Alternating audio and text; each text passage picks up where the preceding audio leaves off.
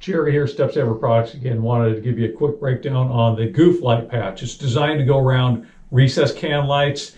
Guy installs them, fails, do a good job, and then he just makes too big of a hole. And so we got a patch here for that. So here we go. We got a Goof-Light Patch. Peel it, stick it, paint it. Very easy. It comes in a smooth or pre-textured. Here's your pre-textured version here. It's already pre-cut. You just slightly overlap them and you can do different size. Very easy.